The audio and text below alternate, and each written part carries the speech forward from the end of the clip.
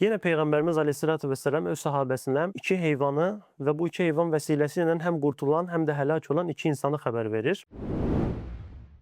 Hocam salam aleyküm, necəsiz? Aleykümselam Tevfik kardeş. Teşekkür ederim. Sen ne diyorsun? Şükür Allah, hər şey yaxşı, qaydasında. Hocam bir neçə sualım var yenə sizə. Buyur kardeşim. Mən hər ay maaşımın bir qismindən heyvanlara ayırıram. Bu israf sayılır. Güzel bir sualdı. İslam'ın hayvanlara karşı olan, hayvan haklarına karşı olan münasebetlerinde hakikaten her bir hususta olduğu gibi bu hususta da dinimiz ve Peygamberimiz sallallahu aleyhi ve sellem bir numunedir. Misal verecek olsak, Peygamberimiz sallallahu aleyhi ve sellem Mekke-i Mükerreme'yi fethe ettiği zaman orduyla bir vadiden keserken təxminən 10 bin neferlik bir orduydu bu ordu. Bir vadiden keserken bir itin öz balalarını emzirdiğini görür ve sırf o iti narahat etmemek için sahabelerden birisini o itin yanına koyur ve ordunun istikametini değiştirerek yoldan kesmiş olur. Buradan ne kadar hayvan haklarına dikkat edildiğine aslında bakmış oluruz, görmüş oluruz. Yine Peygamberimiz Aleyhisselatü Vesselam devesi üzerinde sohbet edilen, uzun uzun danışan iki sahabesini gördüğü zaman onları tembih eləmiş ve develer bir minih vasıtasıdır. Onların üzerinde sohbet eləmək uygun değildir şeklinde buyurmuştur. Yine Peygamberimiz Aleyhisselatü Vesselam öz sahabesine iki heyvanı ve bu iki heyvan vesilesiyle hem kurtulan hem de helak olan iki insanı haber verir. Peygamberimiz Aleyhisselam buyurur ki bir adam susuz kaldığı zaman bir kuyunun yanına gitti. O kuyudan su çekip içtiği zaman bir itin de aynı şekilde susuz olduğunu gördüğü zaman ite hemen o suyu verdi. Ve it de o suyu içtikten sonra o su vesilesiyle hemen o insanın cennetli olduğunu, ikincisi de bir kadın olduğunu, bir hanım olduğunu Peygamberimiz Aleyhisselam haber verir. Ve bu hanımın da pişiyi hiçbir gıda, hiçbir su vermeden bir yere hapseleyip ölene kadar orada gözlettiği sebebiyle de cehenneme gideceğini ifade etmiştir. Buradan başa düşürük ki hayvanlar Allah Teala'nın sessiz kullarıdır ama onların da bizim üzerimizde hakları vardır ve bu haklara riayet etmek lazım. Onun için sizin hayvanlara ayırdığınız pul qətiyyən israf sayılmaz ve hatta güzeldir. Çox sağ olun hocam, başa düşdüm. Əla. Bəs evdə it saxlasam yaxşıdır, yoxsa pişik saxlasam? Evdə saxlamaq üçün pişik